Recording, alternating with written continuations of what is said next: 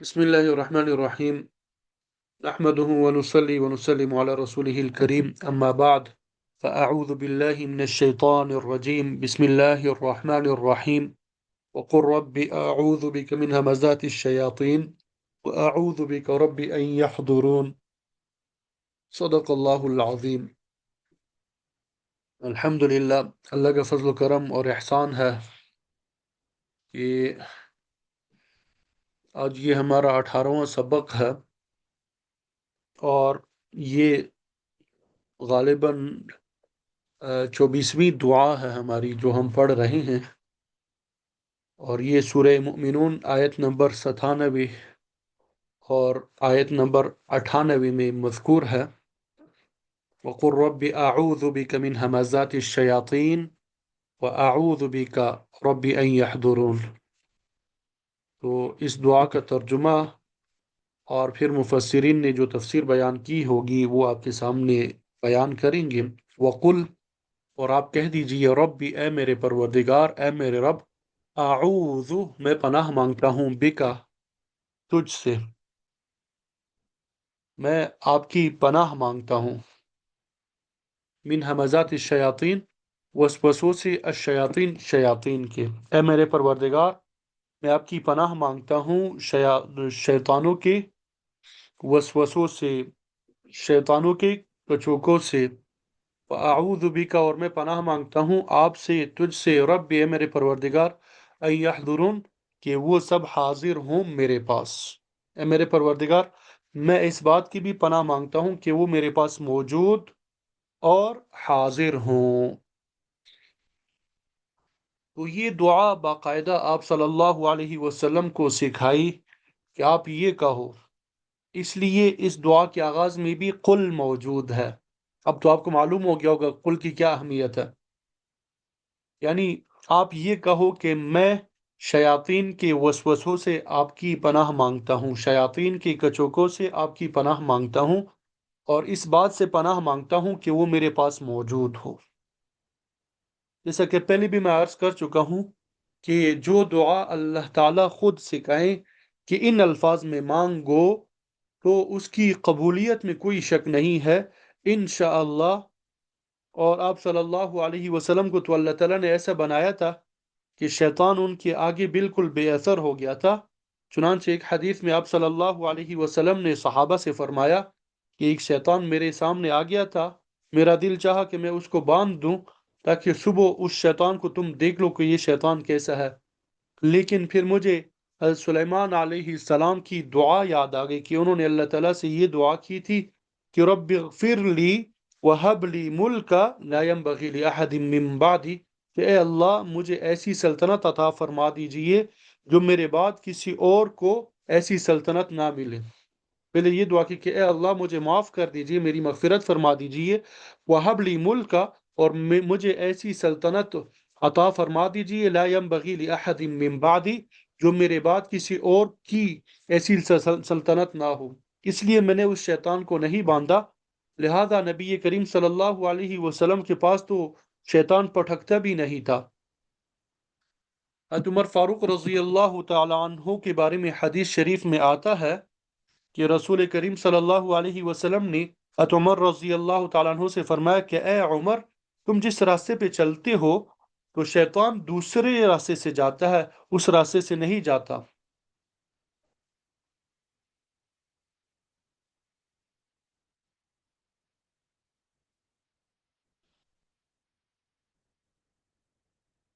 مفتی شفیع صاحب رحمۃ اللہ علیہ وہ فرمایا کرتے تھے کہ عصر کی نماز کے بعد شیخ الہند مولانا محمود الحسن دیوبندی رحمۃ اللہ علیہ ان کی مجلس ہوتی تھی، لوگ آپ سے سوال کرتے تو آپ اس کا جواب دیتے۔ وہ فرماتے ہیں کہ میں اس زمانے میں بچہ تھا، دارالعلوم میں پڑھتا تھا، میری عمر کے بچے سب کھیلنے جایا کرتے تھے، میں عصر کے بعد شیخ الہند کی مجلس میں چلا جایا کرتا تھا۔ ایک مرتبہ اس مجلس میں کسی نے حضرت شیخ الہند رحمۃ اللہ علیہ سے سوال کیا کہ حضرت میں نے حدیث میں یہ پڑھا کہ جس راستے سے حضرت عمر گزرتے ہیں اس راستے سے شیطان نہیں گزرتا، کوئی اور راستہ اختیار کر لیتا ہے، ان سے ڈرتا ہے، لیکن آپ صلی اللہ علیہ وسلم کے بارے میں کسی حدیث میں ایسی کوئی بات نہیں آئی کہ آپ جس راستے سے گزر رہے ہوں تو شیطان دوسرا راستہ اختیار کر لے، اور جب یہ شیطان حضرت عمر رضی اللہ تعالیٰ عنہ سے ڈرتا ہے تو حضور صلی اللہ علیہ وسلم سے اور زیادہ ڈرنا چاہیے۔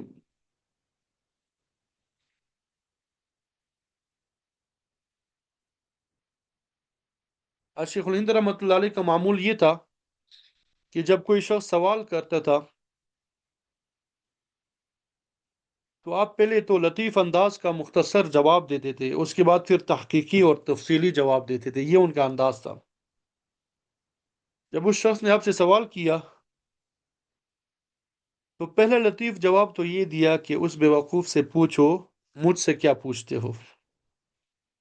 پھر تحقیقی جواب دیتے ہوئے فرمایا کہ بات دراصل یہ ہے کہ عظمت اور چیز ہے اور رعب اور چیز ہے، دو الفاظ، ایک عظمت اور ایک رعب۔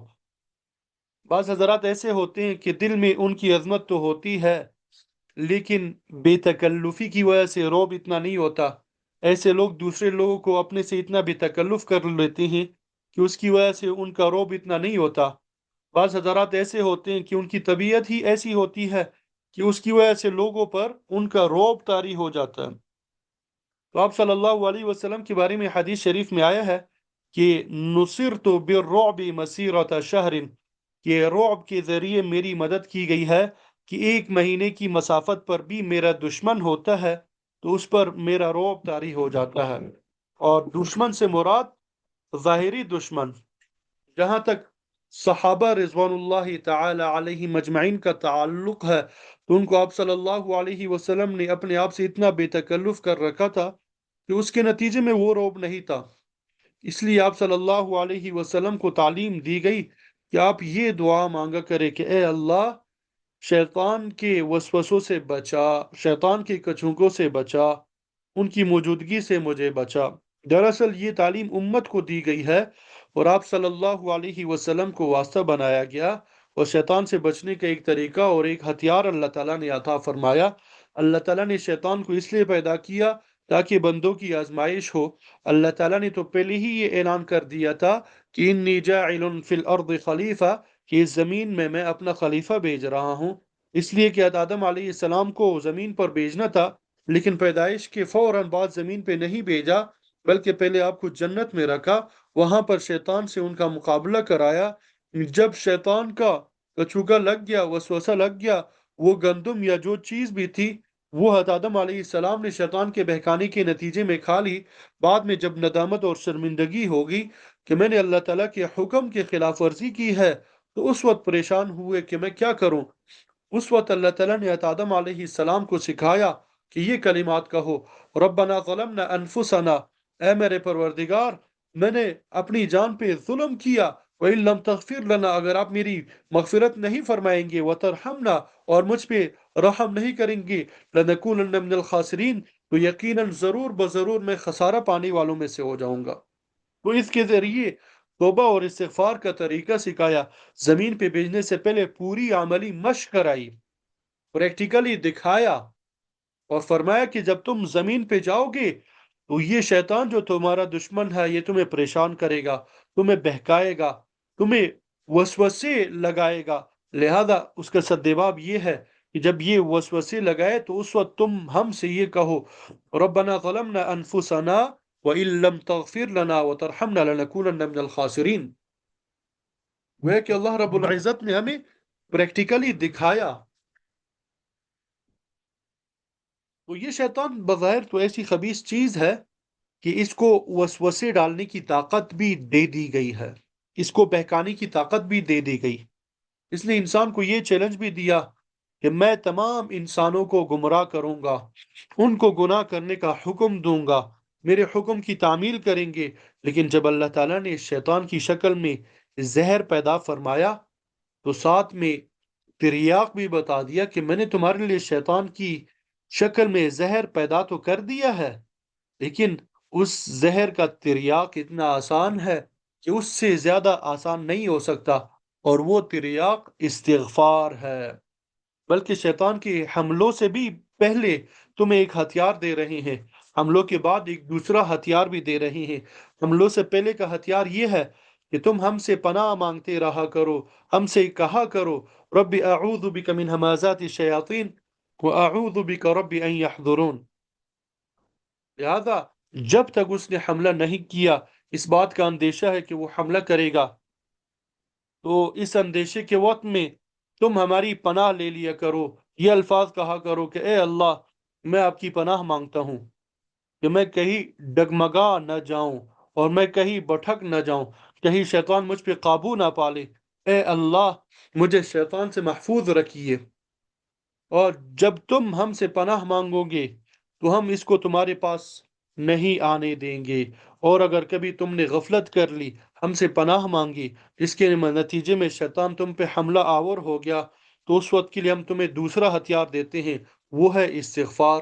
لہذا اللہ تعالیٰ کی حکمت سے اور اس کی رحمت سے یہ بات ممکن نہیں تھی کہ اللہ تعالیٰ ایک طاقتور دشمن پیدا فرمائے، اس کے مقابلے میں طاقت نہ عطا فرمائے۔ چنانچہ ایک حدیث میں آپ صلی اللہ علیہ وسلم نے ارشاد فرمایا، ما اصر من استغفر وان عاد فی اليوم 70 مرہ، کہ جو شخص استغفار کرتا رہتا ہے اس کو اصرار کرنے والوں میں شمار نہیں کیا جائے گا، چاہے وہ ایک دن میں 70 مرتبہ گناہ کر لے۔ قرآن مجید میں اللہ تعالیٰ نے ارشاد فرمایا، والذین اذا فعلوا فاحشة او ظلموا انفسهم ذکروا اللہ فاستغفروا لذنوبهم ومن يغفر الذنوب الا اللہ۔ اب غور سے دیکھیں تو یہ نظر آئے گا کہ اللہ تعالیٰ نے قرآن مجید میں شیطان سے بچنے کے 3 مرحلے بیان فرمائے ہیں۔ پہلا مرحلہ وہ ہے کہ ابھی شیطان حملہ آور نہیں ہوا، آپ نماز پڑھ رہے ہیں لیکن اندیشہ اس بات کا ہے کہ کہیں شیطان میرے اندر ریا پیدا کر دے یا مجھ سے کوئی گناہ کرنا کرا لے، یا مثلا آپ کسی ایسی جگہ جا رہے ہیں جہاں پر گناہ میں مبتلا ہونے کا اندیشہ ہے، اس لیے کہ آج کل کے دور میں جب آدمی کسی اجتماع میں جاتا ہے، تقریب میں جاتا ہے، اس موقع پہ اس بات کا اندیشہ ہوتا ہے کہ وہاں جا کے میں کسی گناہ کے اندر مبتلا نہ ہو جاؤں۔ اس موقع کے لیے فرمایا کہ جانے سے پہلے اللہ تعالیٰ کی طرف رجوع کرو، یہ الفاظ کہہ دو، رب اعوذ بک من ہمزات الشیاطین واعوذ بک رب ان یحضرون۔ اس دعا کے ذریعے بتا دیا کہ گناہ سے پہلے ہی تم ہماری پناہ میں آ جاؤ، شیطان سے حفاظت حاصل کر لو۔ اور ہم نے یہ بھی کہہ دیا ان کید الشیطان کان ضعیفا، کہ شیطان کو تم یہ مت سمجھو کہ کوئی بہت طاقتور مخلوق پیدا کر دی گئی ہے اور جو ہمارے اوپر مسلط کر دی گئی ہے، نہیں، بلکہ شیطان کا مکر بہت ضعیف اور کمزور ہے، بلکہ شیطان ایک کمینہ دشمن ہے۔ کمینہ آدمی کی یہ صفت ہوتی ہے کہ جو شخص اس کے آگے کمزور پڑ جائے تو وہ اس پہ چھا جائے گا، جو شخص اس کے سامنے ڈٹ گیا تو بہت جلد بھاگ جاتا ہے، ڈٹنے والی کے سامنے نہیں ٹھہرتا۔ کیوں؟ اس لیے کہ ان کید الشیطان کان ضعیفا، شیطان کی چالیں در حقیقت کمزور ہے۔ لہذا گناہ صادر ہونے سے پہلے یہ دعا کر لو، اللہ کی پناہ میں آ جاؤ۔ دوسرا مرحلہ وہ ہے کہ ایسا وقت تم پر آ گیا کہ وہ شیطان تم پر حملہ کر رہا ہے، تمہارے قدم ڈگمگا رہے ہیں، تمہارے خیالات منتشر ہو رہے ہیں، گناہ کی طرف میلان ہو رہا ہے، اندیشہ اس بات کا ہے کہ میں گناہ کے اندر مبتلا ہو جاؤں گا۔ اس مرحلے کے لیے اللہ تعالیٰ نے فرمایا، ان الذین اتقوا اذا مسهم طائف من الشیطان تذکروا فاذا هم مبصرون واخوانهم یمدونهم فی الغی ثم لا یقصرون، یعنی جب متقین شیطان کا کوئی پھیرا آ جاتا ہے، طائف لفظ استعمال فرمایا۔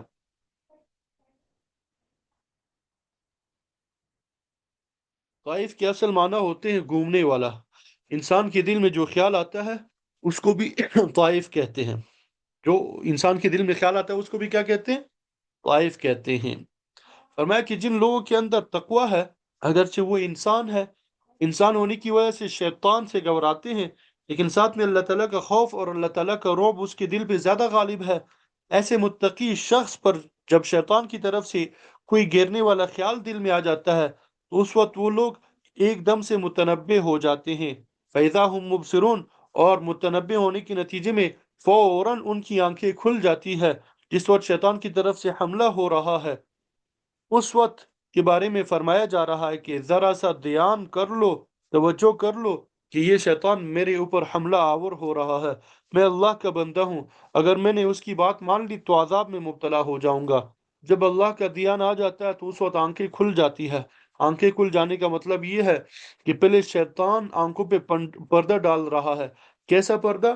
خواہشات کا پردہ، لذتوں کا پردہ ڈال رہا تھا، لذت اندوزی کا پردہ ڈال رہا تھا. کہ اچانک اس کو یاد آ گیا کہ میں تو اللہ کا بندہ ہوں، میں شیطان کا بندہ نہیں ہوں جو مجھے بہکا رہا ہے. تو ایک دم سے آنکھیں کھل جاتی ہے، پردہ ہٹ جاتا ہے، حقیقت سامنے آ جاتی ہے، اور وہ اس گناہ سے بچ جاتا ہے. اللہ تعالیٰ تمام گناہوں سے ہماری حفاظت فرمائے. تو یہ نسخہ سب سے اہم ہے کہ شیطان کے عین حملے کے وقت ہمیں کیا کرنا ہے. وہ نسخہ یہ ہے کہ اس وقت میں دھیان کرو اور توجہ کرو کہ کیا ہو رہا ہے، میرے دل میں کیسی خواہش پیدا ہو رہی ہے، میرے دل میں کس بات کی لالچ آ رہی ہے. یہ شیطان خواہش ڈال رہا ہے، اگر میں اس خواہش کو پورا کرنے میں آگے بڑھ گیا تو میں تباہ ہو جاؤں گا، برباد ہو جاؤں گا. صرف ایک لفظ فرمایا، تذکرو، یعنی توجہ کرو، دھیان کر لو، اس بات کا دھیان کر لو کہ میرے اللہ نے مجھے اس کام سے منع کیا ہے. اگر میں یہ عمل کروں گا تو شیطان کی پیروی کروں گا، اور میں بھی شیطان کی طرف مستوجب عذاب ہو جاؤں گا. اس بات کا تصور کر کے اور ہمت کر کے اپنے آپ کو اس گناہ سے روک لو. آج کل لوگ یہ پوچھتے ہیں کہ ہم گناہ میں مبتلا ہو جاتے ہیں، کوئی وظیفہ بتا دیجئے جس کے پڑھنے کے نتیجے میں گناہوں کے اندر ابتلا نہ ہو. یاد رکھو، وظیفہ تم چاہے کتنا ہی پڑھ لو، کہ اگر تمہارے دل میں ہمت اور اہتمام نہیں ہے، خود تم اپنے آپ پر قابو نہیں پا سکتی، تو چاہے تم کتنا بڑا وظیفہ پڑھ لو، کچھ فائدہ نہیں ہوگا. اس گناہ سے بچنے کا وظیفہ صرف یہی ہے کہ دھیان دو کہ یہ عمل مجھے جہنم کی طرف لے جا رہا ہے. جب دھیان دو گے تو تمہاری آنکھیں کھل جائیں گی. فَإِذَا هُمْ مُبْصِرُونَ. ابھی تو رمضان کا مہینہ ہے. اب رمضان کے مہینے میں اللہ رب العزت انسان کو دکھاتے ہیں کہ انسان کتنا باہمت اور کتنا قوت والا ہے. اب آپ دیکھیں کہ بھئی، کھانے پینے کے بغیر انسان زندہ نہیں رہ سکتا، لیکن جب انسان ہمت کرتا ہے، ارادہ کر لیتا ہے، قوت عزم کے ساتھ ارادہ کر لیتا ہے، تو ایسی چیز جو انسان کی جسم کے لیے، انسان کی بقا کے لیے ضروری ہے، وہ صبح سے شام تک چھوڑ سکتا ہے. اگر یہی انسان ہمت کرے، کوشش کرے، تو ایسی چیز جو انسان کے لیے ضروری نہیں ہے، معصیت انسان کے لیے بالکل ضروری نہیں ہے، کیا وہ اس کو نہیں چھوڑ سکتا؟ ہر حالت میں چھوڑ سکتا ہے. اللہ رب العزت نے عملی کر کے ہمیں بتا دیا یہ رمضان کے مہینے میں. یہ رمضان کا ایک مقصد متقی بنانا بھی ہے، اور الحمدللہ اللہ تعالیٰ نے مجھے، آپ کو، ہم سب کو متقی بنا دیا. تقوی کسے کہتے ہیں؟ کہ جن کاموں کے کرنے کا اللہ تعالیٰ نے حکم دیا ان کو کرنا، ان کے نہ کرنے سے بچنا، اور جن کے نہ کرنے کا حکم دیا ان کے کرنے سے بچنا. اب جنہوں نے روزہ رکھا ہے، جو 5 وقت نماز پڑھتے ہیں، قرآن مجید کی تلاوت کرتے ہیں، اللہ تعالیٰ نے روزہ رکھنے کا حکم دیا، نماز پڑھنے کا حکم دیا، تلاوت کرنے کا حکم دیا. ہم اس کو پورا کر رہے ہیں، اس حکم کو. گناہوں سے بچنے کا حکم دیا تو ہم گناہ نہیں کر رہے ہیں، الحمدللہ. تو الحمدللہ ہم کیا ہو گئے؟ اللہ تعالیٰ نے ہمیں متقی بنا دیا ہے. اللہ تعالیٰ نے ہمیں بتا دیا عملی طور پہ کہ آپ متقی ہو، اور تمہارے اندر اتنی طاقت اور قوت ہے کہ اگر پوری زندگی تم یہ تقوی اختیار کرنا چاہو، اختیار کر سکتے ہو. پوری زندگی حرام سے بچنا چاہتے ہو، اللہ کے گناہوں سے بچنا چاہتے ہو، معصیت سے بچنا چاہتے ہو، بچ سکتے ہو. تو بہرحال، حکیم الامت مولانا شرف علی تھانوی صاحب رحمۃ اللہ علیہ، جن کی عمر تصوف کی وادیوں میں گزری ہے، جنہوں نے تصوف کی بال کی کال نکالی، جنہوں نے تصوف کے دقائق اور حقائق کو اس طرح بیان کیا کہ سارے بڑے بڑے صوفیاء اور تصوف کے بڑے بڑے ماہرین ان کی تردید نہیں کر سکے. وہ شخص یہ بات کہہ رہا ہے کہ وہ ذرا سی بات جو حاصل ہے تصوف کا، یعنی خلاصہ ہے تصوف کا، یہ ہے کہ جب کسی اطاعت کی بجا آوری میں سستی ہو، جب کوئی اطاعت آپ سے نہ ہو رہی ہو، سستی ہو رہی ہو، اس سستی کا مقابلہ کر کے اس اطاعت کو انجام دو. اور جب کسی گناہ کا داعیہ دل میں پیدا ہو تو اس داعیہ کا مقابلہ کر کے اس گناہ سے بچو. بس یہ تصوف کا حاصل ہے. اس سے تعلق مع اللہ پیدا ہوتا ہے، اسی سے باقی رہتا ہے، اسی سے تعلق مع اللہ میں ترقی ہوتی ہے. مطلب یہ کہ یہ مت سمجھ کہ میں ہاتھ پر ہاتھ رکھ کے بیٹھا رہوں گا، اپنے آپ کو نفس اور شیطان کے دھارے پہ چھوڑ دوں گا، وہ جہاں مجھے لے جائیں گے میں چلا جاؤں گا، اور پھر اپنے بارے میں یہ امید رکھو کہ تم اس راہ کے سالک ہو اور اس راہ پہ چلنے والے ہو۔ نہیں، چلنے والا اس طرح عمل نہیں کیا کرتا۔ اللہ تعالیٰ ہر بندے کے اس کی اختیاری اعمال پہ جزا اور سزا کا ترتب فرمائیں گے۔ غیر اختیاری افعال سے کچھ نہیں ہوتا۔ یہ جو مشہور ہے کہ فلاں بزرگ کے پاس گئے، اس نے ایک نظر ڈالی، اس سے انقلاب آ گیا، بعض مرتبہ ایسا ہوا بھی ہے۔ حافظ شیرازی رحمۃ اللہ علیہ ابتدا میں بالکل آوارہ مجذوب تھے، جنگلوں میں پھیرا کرتے تھے۔ ان کے شیخ حضرت خواجہ باقی باللہ رحمۃ اللہ علیہ جو بڑے اولیاء اللہ میں سے تھے، حافظ شیرازی رحمۃ اللہ علیہ کے والد حضرت خواجہ باقی باللہ کے مرید تھے۔ ایک مرتبہ حضرت خواجہ باقی باللہ ان کے گھر پہ آئے۔ جب وہاں آئے، حضرت خواجہ باقی باللہ کو دیکھا تو دور کھڑے ہو کے ایک شعر پڑا۔ شاعر تو تھے، آنکھیں خاک را بنظر کیمیا کنند، آنکھیں خاک را بنظر کیمیا کنند، آیا بود کے گوشے چشم بما کنند۔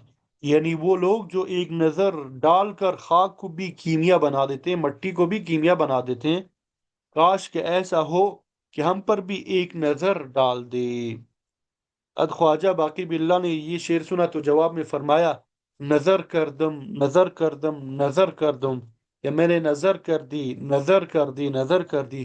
بس اسی وقت تبدیلی آ گئے، پلٹ گئے، پھر اللہ تعالیٰ نے ان کے ذریعے بہت اونچا مقام عطا فرمایا۔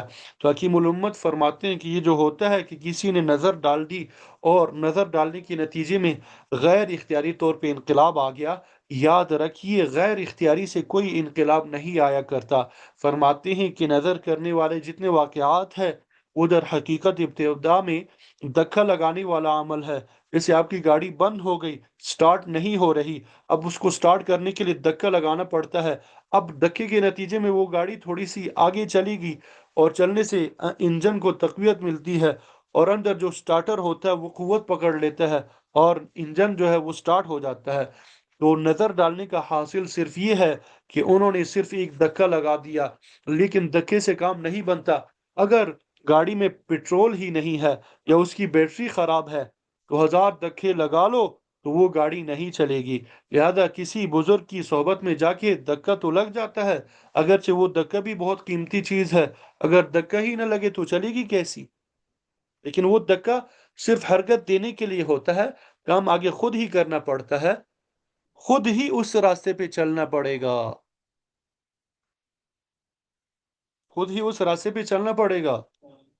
وہ اس طرح کہ اپنے اوپر زبردستی کرنی پڑے گی۔ جب یہ تہیہ نہیں کرو گے کہ مجھے اپنے اوپر زبردستی کرنی ہے اور زبردستی کر کے گناہوں کو چھوڑنا ہے، اس وقت تک صرف کسی کے کہہ دینے سے کچھ نہیں ہوتا۔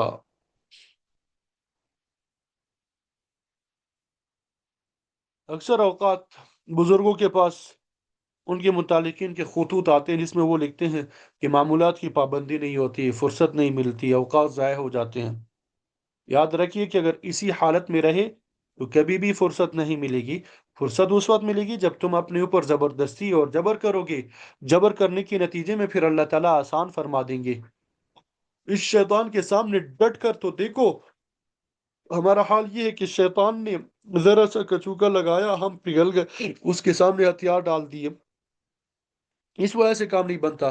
قرآن مجید میں اللہ تعالیٰ فرما رہے ہیں کہ تذکرو، یعنی توجہ کرو، دھیان کرو، یہ سوچو کہ تم دنیا میں کیوں آئے تھے، تمہارے آنے کا مقصد کیا تھا، تمہارے مالک نے تمہیں کیوں بھیجا تھا، تمہارے مالک نے تمہیں کیا ہدایت دی۔ اسی مالک کے پاس تمہیں لوٹ کر بھی جانا ہے، وہاں جا کر مجھے ان جذبات کا جواب بھی دینا ہے۔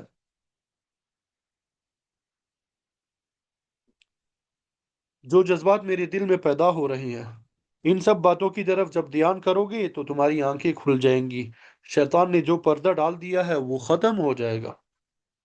حکیم الامت حضرت تھانوی صاحب رحمۃ اللہ علیہ بڑی پیاری بات فرمایا کرتے تھے، فرمایا کرتے تھے کہ لوگ عام طور پہ ماضی میں یا مستقبل میں گم رہتے ہیں، پاسٹ میں یا فیوچر میں گم رہتے ہیں کہ بھئی یہ ہو گیا میرے ساتھ، فلانا ہو گیا، یہ ہو گیا، پتہ نہیں کل کو کیا ہوگا، کل کیا کریں گے، ان باتوں میں گم رہتے ہیں۔ وہ سوچتے رہتے ہیں کہ ماضی میں مجھ سے یہ گناہ سرزد ہو گیا تھا، فلاں گناہ سرزد ہو گیا، فلاں گناہ ہو گیا، میری اصلاح کیسے ہوگی، میرے گناہ کیسے معاف ہوں گے، میں تو ایسا گنہگار ہوں، میں تو ایسا خطا کار ہوں۔ اور دوسرے بعض لوگ مستقبل کی فکر میں رہتے ہیں، آگے کیسے بڑھوں گا، آگے زندگی کیسے گزرے گی، میری اصلاح کیسے ہوگی، میرے درجات کیسے بلند ہوں گے۔ حضرت والا فرماتے ہیں کہ ماضی یا مستقبل میں گم رہنا یہ شیطان کا دھوکہ ہے۔ ماضی کا علاج یہ ہے کہ ایک مرتبہ دل سے یہ کہہ دو، استغفر اللہ ربی من کل ذنب واتوب الیہ۔ جس وقت دل سے یہ کہہ دیا، بس ماضی کا قصہ ختم، اب ماضی کی طرف مت دیکھو۔ یہاں تک فرمایا کہ اگر کسی شخص نے کسی گناہ سے توبہ کر لی ہو تو بعد میں اس گناہ کو یاد بھی نہ کرے کہ میں نے فلاں گناہ کیا تھا، اب ارے جب اللہ تعالیٰ نے تمہارے نامہ اعمال سے مٹا دیا، اس لیے کہ توبہ سے صرف یہ نہیں ہوتا کہ بخشش ہو جاتی ہے، بلکہ یہاں نامہ اعمال سے مٹا دیا جاتا ہے۔ اور جیسے دنیا کے حسابات میں ڈیبٹ اور کریڈٹ ہوتا ہے، وہاں ڈیبٹ اور کریڈٹ نہیں ہوگا کہ تم نے اتنی اچائی کی تھی اور تم نے اتنی برائی کی تھی، پھر تمہارا بیلنس یہ نکلا ہے۔ وہاں ڈیبٹ نہیں ہے، اس لیے کہ جب تم نے استغفار کر لیا تو وہ گناہ تمہارے نامہ اعمال سے مٹا دیا جاتا ہے۔ لہذا کس سوچ میں پڑے ہو، ایک مرتبہ دل سے توبہ کر کے فارغ ہو جاؤ، اس گناہ کو یاد بھی نہ کرو۔ تو بہرحال ماضی کا قصہ تو اس طرح ختم کرو۔ مستقبل کا علاج ایک تو یہ ہے کہ اللہ تعالیٰ کی پناہ میں آ جاؤ اور کہو، رب اعوذ بک من ہمزات الشیاطین واعوذ بک رب ان یحضرون۔ اور اصل میں حال یعنی پریزنٹ کی فکر کرو کہ یہ وقت جو گزر رہا ہے یہ ٹھیک ٹھیک گزر جائے، یہ حال اطاعت میں گزر جائے، معصیت سے بچنے میں گزر جائے، اس کی فکر کرو۔ حال کی فکر کیا ہے؟ قرآن مجید میں اللہ تعالیٰ نے فرما دیا، ان الذین اتقوا اذا مسهم طائف من الشیطان تذکروا، کہ جب شیطان تمہیں گناہ کا وسوسہ ڈالے تو دھیان کرو، فکر کرو، یاد کرو، اس گناہ سے بچ جاؤ، اس لیے کہ یہی حال تمہارا ماضی بن رہا ہے، اور جتنے مستقبل ہے وہ سب حال بنتے جا رہے ہیں۔ پھر تمہارا ماضی بھی درست ہو جائے گا، حال درست ہو گیا تو مستقبل بھی درست ہو جائے گا۔ اس لیے اس آیت میں تذکرو والی بات نقطے کی بات ہے۔ عین اس وقت بھی جب شیطان کی طرف سے حملہ ہو رہا ہو، گناہ کے مواقع سامنے آ رہے ہوں، معصیت کے مواقع سامنے آ رہے ہوں، اس وقت بھی اللہ تعالیٰ سے مانگ لو اور کہو، اے اللہ مجھے بچا لینا۔ کم از کم بارگاہ الہی میں تو کہہ سکو گے کہ اے اللہ میں نے آپ سے مانگا تھا۔ اور جو بندہ اللہ تعالیٰ کی طرف رجوع کرتا ہے، مانگتا ہے کہ اے اللہ میں شیطان سے پناہ مانگتا ہوں، اس نفس کے شرور سے گناہ پناہ مانگتا ہوں، سچے دل سے مانگتا ہوں، اس کا نتیجہ یہ ہوگا یا تو اللہ تعالیٰ اس گناہ سے بچا لیں گے یا آخرت میں مواخذہ نہیں فرمائیں گے انشاءاللہ۔ اگر اللہ تعالیٰ سے پناہ مانگنے کے باوجود، خلوص نیت سے مانگنے کے باوجود بہک گئے، اپنا ارادہ قوی کرنے کے باوجود بہک گئے، تو پھر انشاءاللہ مواخذہ نہیں ہوگا۔ کیوں نہیں ہوگا؟ اس لیے کہ پھر استغفار کی توفیق ہو جائے گی، توبہ کی توفیق ہو جائے گی۔ ہمارے حضرت والا فرمایا کرتے تھے کہ جب صبح و دن شروع ہو تو یہ کہو، قل ان صلاتی و نسکی و محیای و مماتی للہ رب العالمین۔ اپنے آپ کو اللہ تعالیٰ کے حوالے کر دو اور کہو، اے اللہ میں نے یہ ارادہ تو کر لیا ہے لیکن میں بہت کمزور ہوں، پتہ نہیں میں اس ارادے پہ قائم رہ سکوں گا یا نہیں۔ اے اللہ جب گناہ کا موقع آئے تو آپ مجھے بچا لیجئے گا۔ یہ سب کام کرنے کے باوجود پھر بھٹک گیا، گناہ سرزد ہو گیا، تو اس وقت پریشان نہ ہو، یہ سوچے کہ تو انسان بھی تو ہے، تجھے غلطی کے لیے ہی تو پیدا کیا تھا، ورنہ فرشتے ہی عبادت کے لیے کافی تھے۔ تو اب تو استغفار کرے گا، اب تو کیا کرے گا؟ استغفار کرے گا، غلطی کا اعتراف کر لے گا اور ہماری طرف لوٹ آئے گا۔ ہم تجھے اپنی ستاری کا اور اپنی غفاری کا مورد بنائیں گے، تجھے اس غلطی پر جو غم ہو رہا ہے اس کے ذریعے تیرے درجات اور بڑھا دیں گے۔ روایات میں آتا ہے کہ ان اللہ مع المنکسرۃ قلوبہم، کہ جن کے دل ٹوٹے ہوتے ہیں اللہ تعالیٰ ان کے ساتھ ہوتے ہیں۔ جن کے دل ٹوٹے ہوتے ہیں اللہ تعالیٰ ان کے ساتھ ہوتے ہیں۔ ان اللہ مع المنکسرۃ قلوبہم۔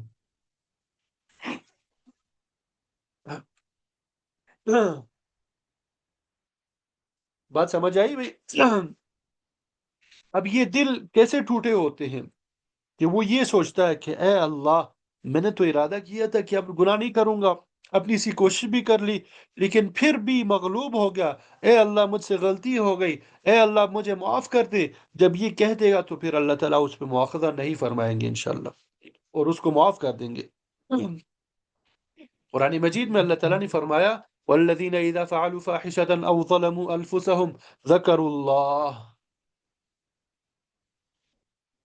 فاستغفروا لذنوبهم، کہ جب کوئی انسان جو ہے کوئی فاحشہ کرے، کوئی گناہ کا کام کرے یا اپنے آپ پہ ظلم کر لے تو اللہ کو یاد کرے، اپنے گناہ کی معافی طلب کرے۔ وَمَن يَغْفِرُ الذُّنُوبَ إِلَّا اللَّهُ، اور کون ہے گناہ کو بخشنے والے سوائے اللہ کے، وَلَمْ يُصِرُّوا عَلَى مَا فَعَلُوا وَهُمْ يَعْلَمُونَ۔ اس آیت میں کتنا خوبصورت جملہ ارشاد فرمایا کہ اللہ کے سوا کون ہے جو تیرے گناہ معاف کر دے، جو گناہ کر گزرے ہیں ان پہ جانتے بوجھتے اصرار نہ کرے، پھر تمہیں مخلص بندوں میں شامل کر لیں گے۔ پھر اللہ تعالیٰ کی ہی غفاری کی صفت کا مورد کیسے بنائیں گے؟ ارے بھائی اس بندے کو بنائیں گے جس سے غلطی ہوئی ہے، لہذا ایسے بندے کو اللہ تعالیٰ اپنی ستاری اور اپنی غفاری کا مورد بنائیں گے۔ اس لیے گناہ ہو جانے کے بعد گھبرانا نہیں، بلکہ توبہ کر لو، استغفار کر لو، انشاءاللہ معاف ہو جائے گا۔ لیکن بس گناہوں پر سینہ زوری نہ کر، وَلَمْ يُصِرُّوا عَلَى مَا فَعَلُوا، اس کا معنی یہ ہے کہ گناہ پر سینہ زوری نہ کرو۔ سینہ زوری یہ ہے کہ آدمی گناہ کر کے اس کو جواز فراہم کرے کہ سب لوگ یہ گناہ کر رہے ہیں، میں بھی کر رہا ہوں، دنیا اس راستے پہ جا رہی ہے۔ دنیا کیا کر رہی ہے؟ اس راستے پہ جا رہی ہے، میں بھی جا رہا ہوں۔ یہ جواب تقریباً ہر شخص کی زبان پہ رہتا ہے۔ یہ جواب کیا ہوتا ہے بھائی؟ ہر شخص کی زبان پر رہتا ہے کہ صاحب ساری دنیا کر رہی ہے، ہم کیوں پیچھے رہ جائیں؟ تو یہ سینہ زوری ہے۔ لیکن دوسرا شخص وہ ہے جو یہ کہتا ہے اے اللہ میں تیرے پاس آنا چاہتا ہوں، تیرا قرب چاہتا ہوں، تیری رضا چاہتا ہوں، اے اللہ مجھے شیطان سے بچا لیجئے، مجھے نفس کے شرور سے بچا لیجئے۔ وہ ذات تواب ہے، ستار ہے، غفار ہے، وہ انشاءاللہ معاف فرما دیں گے۔ تو بہرحال یہ جو دعائیں بتائی گئی ہے، چاہے وہ قرآن مجید میں آئی ہوں، چاہے وہ آپ صلی اللہ علیہ وسلم کی سنت میں آئی ہوں، یعنی دعائیں معثور ہوں، در حقیقت ان دعاؤں کا اصل مقصد یہ ہے کہ بندے کا ہر وقت اللہ تعالیٰ سے تعلق جڑا رہے۔ مثلا یہی دعا ہے کہ بندہ یہ دعا کرتا رہے رب اعوذ بک من ہمزات الشیاطین واعوذ بک رب ان یحضرون۔ دعا کرنے کا یہ مطلب تو نہیں کہ بس یہ ایک مرتبہ مانگ کے فارغ ہو جائے، بلکہ اس کے ذریعے یہ تلقین کی جا رہی ہے کہ مانگتے رہا کرو۔ جب انسان کو کثرت سے دعا کی توفیق ہوتی ہے تو پھر اس کا رابطہ اللہ تعالیٰ کے ساتھ مستحکم ہوتا چلا جاتا ہے، تعلق مضبوط ہوتا چلا جاتا ہے، پھر ادھر ادھر کے خیالات اس کو پریشان نہیں کرتے۔ پھر اصل مرکز یعنی دل کا اللہ تعالیٰ کے ساتھ تعلق بن جاتا ہے، اور جو دوسرے خیالات کہ مجھے یہ کام کرنا ہے، مجھے یہ کرنا ہے، یہ سب تعلق مع اللہ کے تابع ہو جاتے ہیں۔ اس کے نتیجے میں اللہ تعالیٰ کے ساتھ تعلق مضبوط ہوتا چلا جاتا ہے۔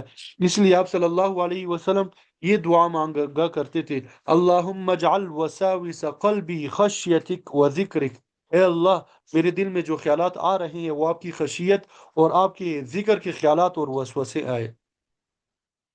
جب یہ بنیاد بن جاتی ہے تو پھر ادھر ادھر کے خیالات انسان کے دل کا مرکز نہیں بنتے، بلکہ دل کا مرکز اللہ تعالیٰ کی ذات ہی رہتی ہے، اس کی محبت اور تعلق رہتا ہے، اس سے دعائیں مانگتا رہتا ہے۔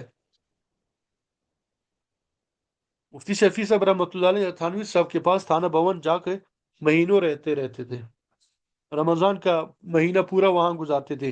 جب کبھی دارالعلوم دیوبند سے چھٹی ہوتی تو آپ تھانہ بھون پہنچ جاتے۔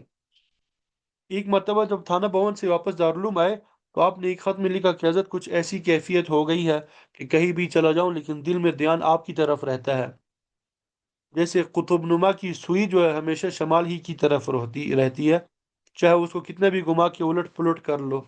تو میری کیفیت بھی قطب نما کی سوئی کی طرح ہو گئی ہے۔ تھانوی صاحب نے جواب میں مبارکباد دی اور فرمایا کہ اصل میں یہ رخ میری طرف نہیں اللہ تعالیٰ کی طرف ہے، یہ صورتحال ہو جاتی ہے۔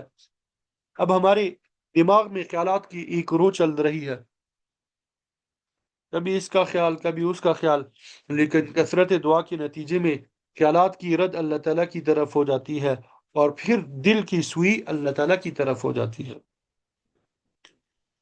تو یہ دل اللہ تعالیٰ نے صرف اپنے لیے بنایا ہے۔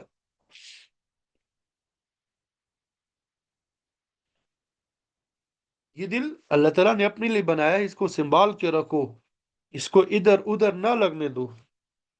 دل تو صرف ایک سے لگنا ہے، باقی سب عوارض ہے۔ اللہ تعالیٰ ہمیں یہ کیفیت نصیب فرما دے۔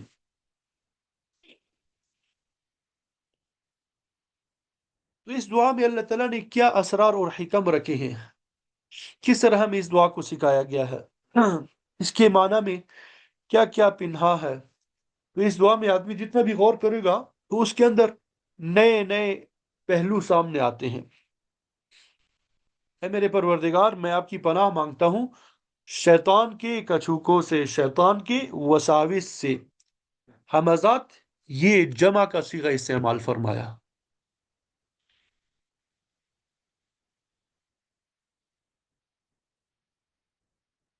یہ ہمزات کیا کیا بھائی؟ یہ جمع کا صیغہ استعمال فرمایا۔ اس میں اس طرف اشارہ ہے کہ انسان کے ساتھ شیطان لگا ہوا ہے۔ وہ شیطان اسی فکر میں لگا رہتا ہے کہ جہاں موقع ملے وہاں کوئی کچوکا لگا دے۔ کچوکا لگانے کا مطلب یہ ہے یا تو انسان کو کسی معصیت اور گناہ کے اندر مبتلا کر دے یا کسی نامناسب کام پر آمادہ کر دے، اور یہ کچوکے لگتے رہتے ہیں، اس لیے کہ شیطان کو پیدا ہی اسی لیے کیا گیا کہ وہ کچوکا لگائے۔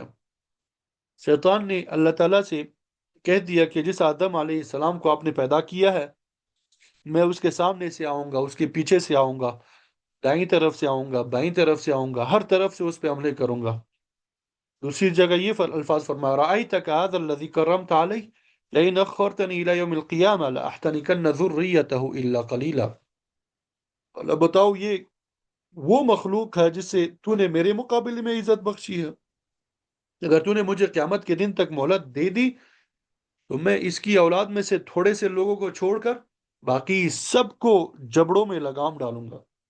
اس آیت میں لفظ لَأَحْتَنِكَنَّ ذُرِّيَّتَهُ، اس کے ایک معنی یہ ہے اس کے منہ میں لگام ڈالوں گا، یعنی اس کو اتنا بے بس کر دوں گا جس سے اگر گھوڑے کے منہ میں لگام ڈال دی جائے تو وہ بے بس ہو جاتا ہے اور وہ سوار کے تابع ہو جاتا ہے۔ اس طرح میں اس کے جبڑے میں لگام ڈال کے اپنے قابو میں کروں گا۔ اللہ تعالیٰ ہماری حفاظت فرمائے۔ اللہ تعالیٰ کے سامنے شیطان اتنا بڑا دعویٰ کر رہا تھا، اس دعویٰ کا نتیجہ یہ ہے کہ جس طرح گھوڑے کے منہ میں لگام ڈال دوں تو وہ سوار اس کو جہاں چاہے لیے پھیرتا ہے، دائیں طرف مڑنا چاہے گا تو وہ دائیں طرف مڑ جائے گا، بائیں طرف مڑنا چاہے گا تو بائیں طرف مڑ جائے گا۔ اسی طرح میں انسان کو اپنے قابو میں کر لوں گا اور پھر میں اس سے جو چاہوں گا کراؤں گا۔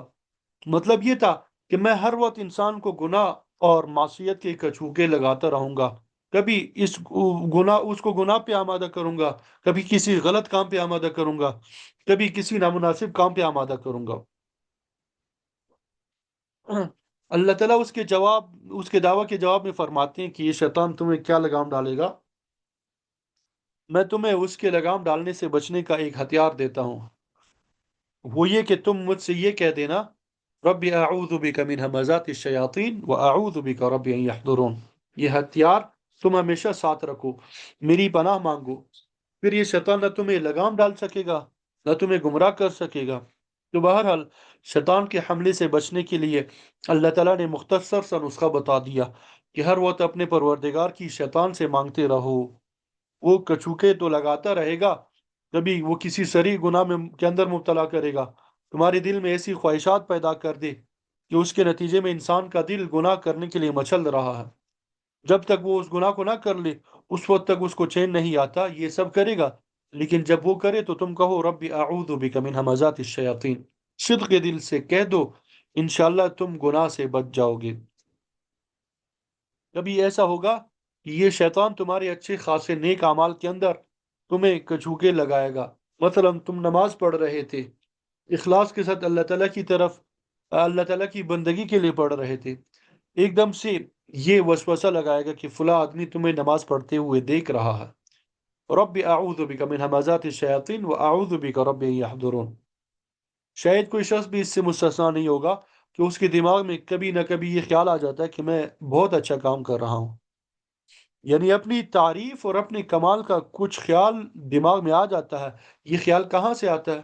اگر انسان ذرا بھی عقل سے کام لے تو انسان کی حقیقت کیا ہے، چاہے وہ کتنا بڑا متقی ہو جائے، کتنا بڑا عابد زاہد ہو جائے، کچھ بھی ہو جائے، لیکن اس کی حقیقت تو ایک ناپاک پانی کا قطرہ ہے۔ لیکن اس حقیقت کے باوجود اپنے اوپر انسان کو گھمنڈ ہو جاتا ہے کہ میں ایسا کام کرتا ہوں، میری لوگ ایسی تعریف کرتے ہیں۔ یہ جو خیال آ رہا ہے شیطان کا، یہ شیطان کا وسوسہ ہے۔ اس کا علاج یہ ہے کہ اسی وقت اللہ کی پناہ مانگو اور کہو ربی اعوذ بک من ہمزات الشیاطین واعوذ بک ربی ان یحضرون۔ یہ سوچو کہ یہ عمل کہاں اور میری حقیقت کیا؟ اگر اللہ تعالیٰ کا فضل شامل حال نہ ہوتا تو کیا میں یہ عمل کر سکتا تھا؟ یہ اپنی بڑائی کا خیال ہر ایک کو آ جاتا ہے۔ چنانچہ تھانوی صاحب رحمۃ اللہ علیہ نے اپنے مواعظ میں ایک قصہ لکھا ہے کہ بعض اوقات یہ جو دیہاتی لوگ ہوتے ہیں، بعض اوقات ان کے دل میں بھی اللہ تعالیٰ بڑی سمجھ ڈال دیتے ہیں۔ ایک دیہاتی جو ہے وہ فرماتے کہ میری مرید تھے، میرے پاس آیا کرتے تھے، ایک دن آ کے مجھ سے کہنے لگے حضرت جی مجھے کبھی کبھی خیال آتا ہے کہ میں بھی کچھ ہوں۔ بزرگوں کی صحبت میں بیٹھنے کے نتیجے میں اس کو اتنا ادراک ہو گیا تھا کہ میرے ساتھ کچھ گڑبڑ ہو رہی ہے۔ اب وہ تکبر کا نام نہیں جانتا، عجب اور تواضع کی اصطلاح سے واقف نہیں، لیکن اس دیہاتی کو یہ احساس ہوا کہ مجھے کوئی بیماری لگی ہے، اس کے نتیجے میں اپنے آپ کو کچھ سمجھتا ہوں۔ تو یہ ہر انسان کے دل میں یہ خیال آتا ہے کہ اس کے مناسب ہوتا ہے۔ مفتی شفیع صاحب رحمۃ اللہ علیہ فرمایا کرتے تھے کہ مولوی کا شیطان بھی مولوی ہوتا ہے۔ یعنی شیطان مولوی سے یہ نہیں کہے گا کہ تو فلاں گناہ کر لے، یا تو تکبر کر لے، غرور کر لے، ریا کاری کر لے، بلکہ شیطان مولوی کو تعویل سمجھائے گا کہ ارے بھائی یہ کام اخلاص ہی سے کر رہے ہو۔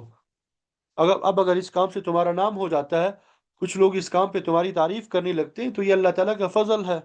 اگر تم اس کام کا اظہار کرتے ہو تو یہ تحدیث نعمت ہے۔ چنانچہ مولوی یہ سوچتا ہے کہ اگر میں اپنے کسی عمل کی بڑائی بیان کر رہا ہوں تو اس میں کوئی خرابی کی بات نہیں ہے، اس لیے کہ قرآن مجید میں آیا ہے وَأَمَّا بِنِعْمَةِ رَبِّكَ فَحَدِّثْ، کہ اپنے پروردگار کی نعمتوں کو بیان کیا کرو کہ تمہیں اللہ تعالیٰ نے کیا کیا نعمت دی ہے، لہذا میرا یہ بتانا تحدیث نعمت ہے۔ در حقیقت شیطان نے تحدیث نعمت کی تعویل جو ہے مولوی کو سمجھا کر ایک وسوسہ لگا دیا۔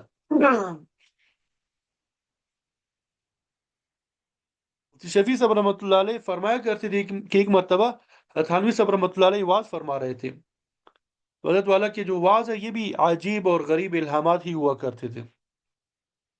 ہمیں اس کو پڑھنے چاہیے، اگرچہ زبان تھوڑی مشکل ہے لیکن جب مسلسل پڑھیں گے ایسا ایسا ہمیں سمجھ آنا شروع ہو جائیں گے۔ تو آپ کی واز کے اندر اللہ تعالیٰ نے ان کے دل میں ایک ایسی بات ڈال دی جو اس سے پہلے وارد نہیں ہوئی تھی، اس سے پہلے وہ بات کہیں پڑھی بھی نہیں تھی۔ چنانچہ حضرت والا نے واز کے اندر فرمایا کہ اب میں ایک ایسی بات کہتا ہوں جو آپ صرف مجھ سے سنیے گا، کسی اور سے نہیں سنیے گا، اور میں تحدیث نعمت کے طور پہ کہتا ہوں کہ یہ بات آپ صرف مجھ سے سنیے گا، کسی اور سے نہیں۔ یہ الفاظ کہنے کے بعد تھوڑی دیر کے لیے خاموش ہو گئے اور پھر فرمایا استغفر اللہ استغفر اللہ، یہ میں نے کیا کہہ دیا؟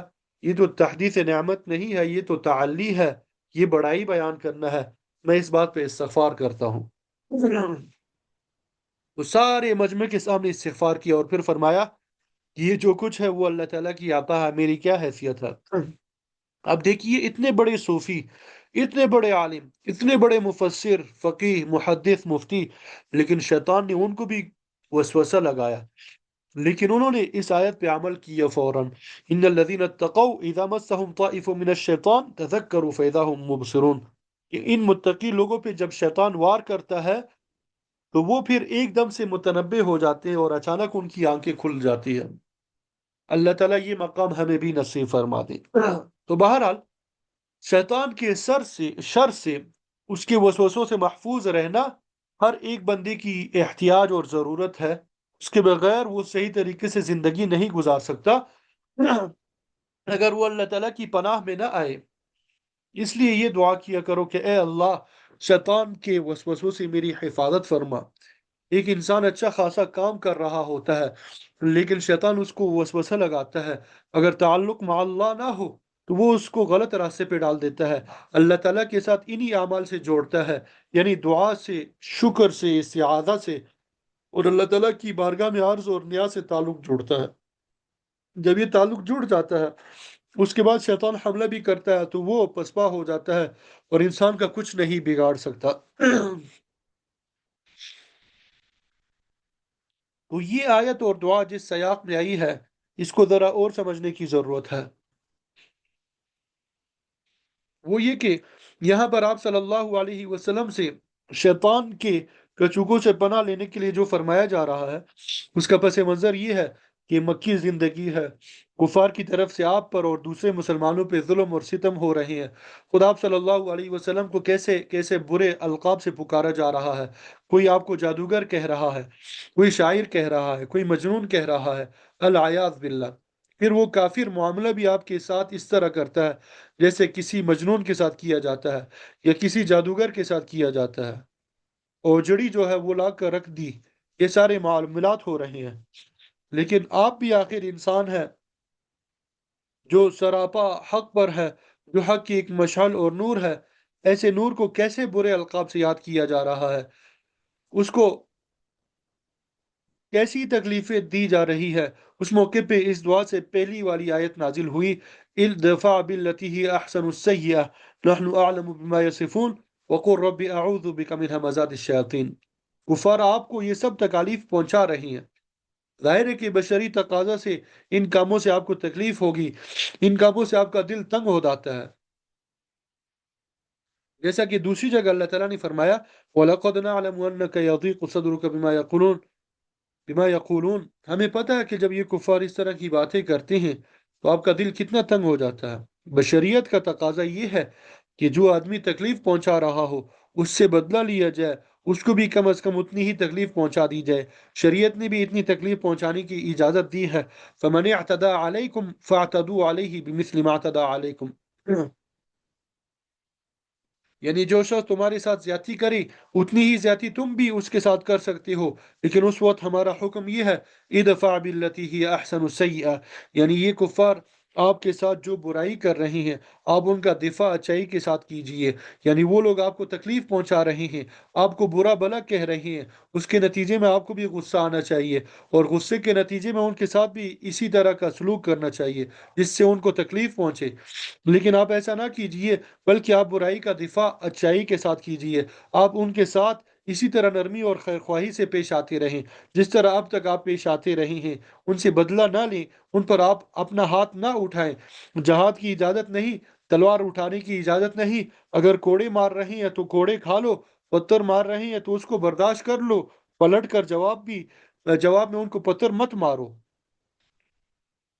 تو اس موقع پہ ملک الجبال، پہاڑوں کے فرشتے آپ کے پاس آتے ہیں، آپ سے عرض کرتے ہیں جن لوگوں نے آپ پر پتھر برسائے ہیں، جنہوں نے آپ کے گھٹنے لہو لہان کیے، جنہوں نے آپ کو زخمی کیا، اگر آپ فرما دیں تو ہم دونوں پہاڑوں کو ملا کر ان سب کو تباہ و برباد کر دیں۔ جواب میں ہمارے پیارے نبی صلی اللہ علیہ وسلم نے فرمایا کہ میں یہ نہیں چاہتا، ہو سکتا ہے کہ اللہ تعالیٰ ان کی نسل سے ایسے لوگ پیدا فرما دے جو دین حق پر ہو، ایمان لانے والے ہوں۔ دیکھیں اس برائی کا بدلہ اس اچائی کے ساتھ عطا فرمایا۔ لہذا آپ کو جب کبھی غصہ آئے تو غصہ کے وقت میں برائی کا بدلہ اچائی سے دیں، غصے سے نہ دیں، لیکن اس پر عمل کس طرح ہوگا جبکہ سامنے والا شخص تو چڑھا جا رہا ہے، زبان سے اول فول بک رہا ہے، پھر بھی آپ کو غصہ نہ آئے، آپ اس کے ساتھ اچھا سلوک کریں، یہ کیسے ہوگا؟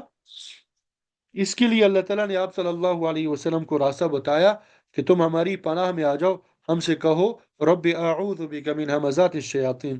اللہ تعالیٰ نے فرمایا نحن اعلم بما یصفون، ہمیں سب پتہ ہے کہ جو کچھ یہ لوگ آپ کے بارے میں کہتے ہیں، کوئی ساحر کہتا ہے، کوئی مجنون کہتا ہے، جب بدلہ لینے کا وقت آئے گا اس وقت ہم دیکھ لیں گے، لیکن آپ کا کام یہ ہے کہ آپ برائی کا بدلہ اچھائی سے دے دیں۔ جب آپ صلی اللہ علیہ وسلم کو یہ تعلیم دی جا رہی ہے، ساتھ میں یہ دعا سکھائی جا رہی ہے، اور پھر اس کا ذکر قرآن مجید میں کیا جا رہا ہے، تو قرآن مجید صرف آپ صلی اللہ علیہ وسلم کے لیے نازل نہیں ہوا تھا، صرف صحابہ کرام رضوان اللہ تعالی علیہم اجمعین کے لیے تو نازل نہیں ہوا تھا، بلکہ قیامت تک آنے والے تمام انسانوں کے لیے پیغام ہدایت ہے۔ لہذا ان آیات میں ہمیں یہ سبق دیا جا رہا ہے کہ اگر اس دنیا کے اندر شیطان کے وار اور اس کے ہتھیاروں سے بچنا چاہتے ہو تو اس کا راستہ صرف یہ ہے کہ تم میری پناہ مانگو۔ اس وقت پناہ مانگو جب تمہاری جذبات ابل رہے ہو، تمہیں غصہ آ رہا ہو اور یہ جذبہ دل میں پیدا ہو رہا ہو کہ میں دوسرے کا منہ نوچ لوں، دل میں یہ خواہش پیدا ہو رہی ہو کہ میں اس کا ایسا جواب دوں کہ یہ ساری زندگی یاد رکھے۔ اس لیے کہ جس وقت غصہ آ رہا ہوتا ہے اس وقت تم شیطان کے قبضے میں ہوتے ہو۔ شیطان نے جو دعویٰ کیا تھا کہ میں اس انسان کو لگام ڈال دوں گا، غصے کے وقت شیطان وہ لگام ڈال دیتا ہے، اس لیے کہ غصے میں انسان اپنے آپے سے باہر ہو جاتا ہے، شیطان کے قبضے میں چلا جاتا ہے۔ اور یہ غصہ در حقیقت شیطان کا ایک زبردست وسوسہ ہوتا ہے۔ اسی وقت بندے کا امتحان ہے کہ آیا غصے کی حالت میں اس انسان کے جو نفسانی جذبات ہے، تقاضے ہیں، مثلا یہ کہ میں اس کا منہ نوچ لوں، اس کو برا بھلا کہوں، اس کو گالیاں دوں، غصے کے وقت تم ان جذبات کو کس حد تک قابو کرتے ہو؟ یہی تمہارا امتحان ہے۔ ان جذبات کو قابو کرنے کا راستہ یہ ہے کہ تم میری پناہ میں آ جاؤ۔ دوسری جگہ اللہ تعالیٰ نے قرآن مجید میں فرمایا وَإِمَّا يَنزَغَنَّكَ مِنَ الشَّيْطَانِ نَزْغٌ فَاسْتَعِذْ بِاللَّهِ، کہ جب شیطان کی طرف سے کوئی کچوگا لگے، وسوسہ آئے، تو اللہ تعالیٰ سے پناہ مانگو۔ یہاں پر بھی غصے ہی کی بات ہے، اس لیے کہ یہاں بھی یہی کہا گیا ادفع باللتی ہی احسن السیئہ، کہ برائی کا بدلہ اچائی سے دو۔ اس کا نتیجہ بھی بتا دیا کہ فیض الذی بینک و بینہ عداوۃ کانہ ولی حمیم، اس کے نتیجے میں جو شخص تمہارا پکا دشمن تھا وہ بھی ایسا ہو جائے گا جیسے کوئی گہرا دوست ہو۔ پھر آگے فرمایا وما یلقاها الا الذین صبروا، لیکن یہ صفت ہر ایک کو حاصل نہیں ہوتی، بلکہ اسی شخص کو حاصل ہوتی ہے جو صبر سے کام لے۔ وما يلقاها الا ذو حظ عظیم، ہر ایک کو یہ صفت حاصل نہیں ہوتی بلکہ اسی شخص کو حاصل ہوتی ہے جو بڑے نصیبوں والا ہوتا ہے۔ لہذا تم بھی نصیبوں والے بن جاؤ۔ وہ اس طرح کہ جب غصہ آئے تو اللہ کی پناہ میں آ جاؤ اور کہو اے اللہ میں آپ کی پناہ مانگتا ہوں، اعوذ باللہ من الشیطان الرجیم پڑھو، کیونکہ غصہ ایسی چیز ہے کہ اگر یہ اعتدال سے بڑھ جائے تو یہ انسان کو بے شمار بیماریوں میں مبتلا کر دیتا ہے۔ تکبر کیوں ہوتا ہے؟ یا تو تکبر کا منشا غصے، تکبر منشا ہے غصے کا، یا غصہ منشا ہے تکبر پیدا کرنے کا۔ جو آدمی متواضع ہوگا وہ کبھی غصہ نہیں کرے گا، اگر وہ بات کرے گا تو دھیمے انداز میں کرے گا۔ پیغمبر سے ان کی قوم کہہ رہی ہے اِنَّ لَنَرَاكَ فِي سَفَاهَةٍ وَإِنَّ لَنَظُنُّكَ مِنَ الْكَاذِبِينَ، ہم دیکھ رہے ہیں کہ آپ بے وقوف آدمی ہے، ہمیں پتہ ہے کہ آپ جھوٹ بول رہے ہیں۔ یا قوم لیس بی سفاہہ ولکنی رسول من رب العالمین، جواب میں پیغمبر فرماتے ہیں میری قوم میں کوئی بے وقوف نہیں ہوں، لیکن میں پروردگار کی طرف سے پیغمبر بن کے آیا ہوں۔ اس کی گالی کا کوئی جواب نہیں دیا۔ جب غصہ آئے تو اس وقت اللہ تعالیٰ کی طرف رجوع کرے اور کہے اے اللہ مجھے اس شیطان کے حملے سے بچا لیجئے، اس کے وسوسے سے بچا لیجئے۔ لیکن ہوتا یہ ہے کہ جب آدمی کو غصہ آتا ہے تو اس کو دھیان نہیں رہتا، اس لیے کہا گیا کہ غصے کے وقت اس جگہ سے ہٹ جاؤ، کڑے ہو تو بیٹھ جاؤ، بیٹھے ہو تو لیٹ جاؤ، اس لیے کہ غصے کا معاملہ یہ ہے کہ غصہ اوپر کی طرف لے جاتا ہے۔ اگر لیٹے لیٹے غصہ آ گیا تو آدمی ایک دم سے بیٹھ جائے گا، بیٹھے بیٹھے غصہ آئے گا تو وہ ایک دم سے کڑا ہو جائے گا۔ اس لیے یہ تعلیم دی گئی کہ تم اس کے برعکس کرو، اعوذ باللہ من الشیطان الرجیم پڑھو۔ اب یہ غصے کا علاج میں نے کہہ دیا، آپ سب نے سن لیا، لیکن بات تو اس وقت ہے کہ جب یہ موقع آئے تو یہ بات دل نشین ہو، اس پہ عمل کرنے کی نیت بھی ہو، ارادہ ہو، آدمی اس پہ عمل کر کے دکھائے۔ اتھانوی صاحب کی خادم تھے بھائی نیاز کے نام سے، کیونکہ وہ حضرت کے خادم تھے اس لیے لوگ ان کی ناز برداری بھی کرتے تھے، ان کے احترام بھی کرتے تھے۔ بعض اوقات خانقاہ میں آنے والے لوگوں سے ان کی تلخ کلامی بھی ہو جاتی تھی۔ کسی نے حضرت والا سے ان کی شکایت کی، حضرت یہ بھائی نیاز صاحب بالکل قابو سے باہر ہے، کسی کو بھی اچانک ڈانٹ دیتے ہیں، آپ کے خادم میں خاص ہونے کی وجہ سے لوگ ان کو جواب نہیں دیتے، ان کے رویے کی وجہ سے لوگ مشکل میں آ جاتے ہیں۔ حضرت والا کو ان پہ غصہ آ گیا کہ یہ آدمی لوگوں سے لڑتا جھگڑتا ہے۔ حضرت والا نے ان کو بلایا اور ان سے فرمایا بھائی نیاز یہ تمہاری کیا حرکت ہے کہ ہر ایک سے لڑتے ہو، ہر ایک کو ڈانٹ دیتے ہو؟ بھائی نیاز حضرت کی ڈانٹ سے گڑبڑا گئے، اس گڑبڑاہٹ میں جواب دیا کہ حضرت جھوٹ نہ بولو، اللہ سے ڈرو۔ دراصل وہ یہ کہنا چاہتے تھے کہ جن لوگوں نے اپنی شکایت کی ہے وہ جھوٹ نہ بولیں، اللہ تعالیٰ سے ڈرے، لیکن انہوں نے براہ راست یہ کہہ دیا کہ حضرت جھوٹ نہ بولو، اللہ سے ڈرو۔ ان کا یہ جملہ سنتے ہی حضرت کا ذہن اس طرف متوجہ ہوا کہ مجھ سے غلطی ہوئی، وہ یہ کہ میں نے ایک طرفہ بات سن کے ان کو ڈانٹنا شروع کر دیا، پہلے ان سے پوچھنا تو چاہیے تھا کہ مجھے یہ خبر ملی ہے اس کی کیا حقیقت ہے۔ دوسرے فریق کا بیان سنے بغیر میں نے ڈانٹنا شروع کر دیا، یہ مجھ سے غلطی ہو گئی۔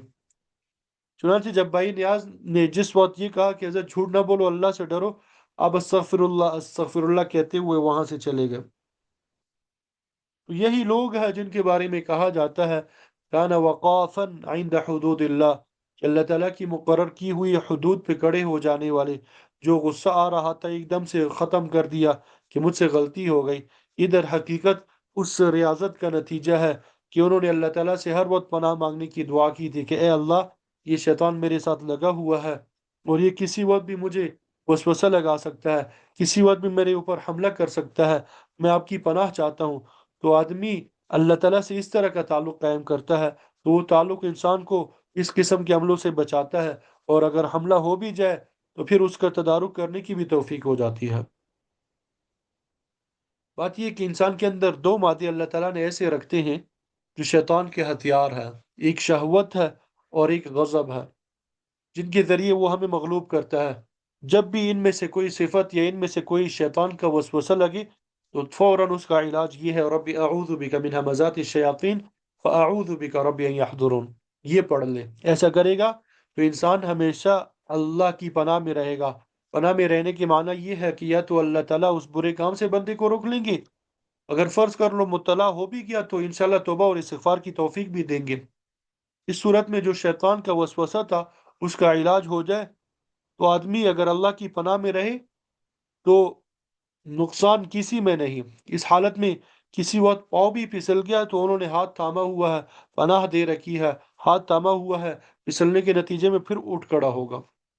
لیکن آدمی غفلت میں رہے، کبھی اللہ کی پناہ نہ مانگے تو شیطان نے تو لگام ڈالنی ہی ہے۔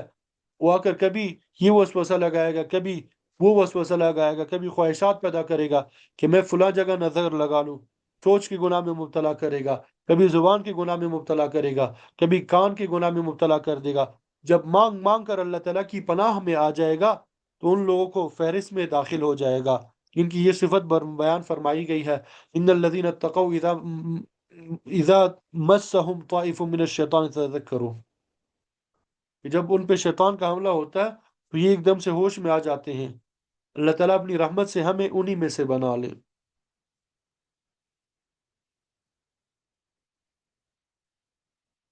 لیکن ہم لوگ ان لوگوں میں سے اس وقت بنیں گے جب ہم اللہ تعالیٰ سے اپنا تعلق مضبوط کر لیں۔ ہمارے حضرت والا فرمایا کرتے تھے کہ اگر انسان ان چار اعمال کی مشق کر لے، پابندی کر لے، تو یقیناً اس کا تعلق اللہ تعالیٰ سے مضبوط ہو جائے گا۔ نمبر ایک، ماضی پر استغفار، یعنی ماضی میں مجھ سے جو کچھ ہوا اے اللہ میں آپ سے اس پر مغفرت مانگتا ہوں۔ نمبر دو، حال میں شکر یا صبر، یعنی اچھا حال ہو تو اس پر شکر ادا کرو، چھوٹی خوشی حاصل ہو یا بڑی خوشی حاصل ہو، ہر ایک پہ الحمدللہ کہنے کی آدمی رٹ لگا لے۔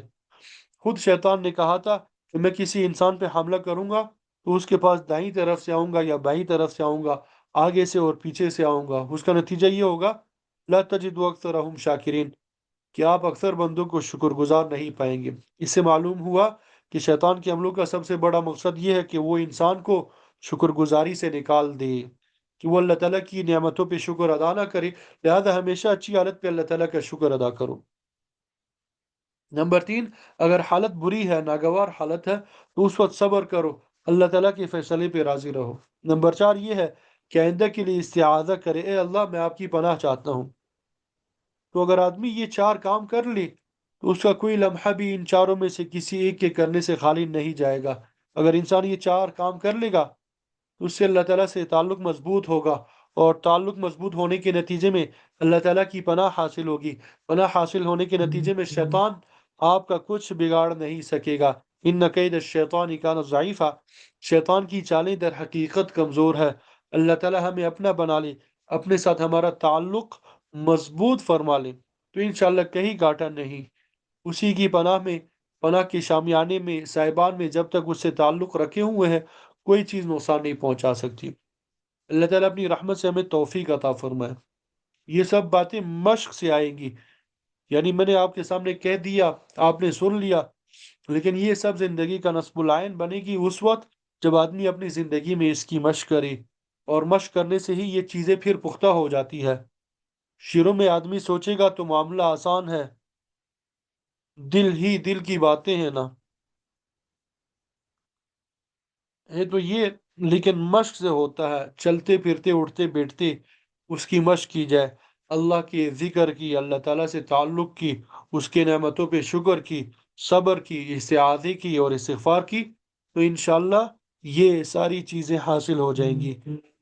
اللہ تعالیٰ مجھے آپ کو ان تمام باتوں پہ عمل کی توفیق عطا فرما دیں۔ وآخر دعوانا ان الحمد للہ رب العالمین۔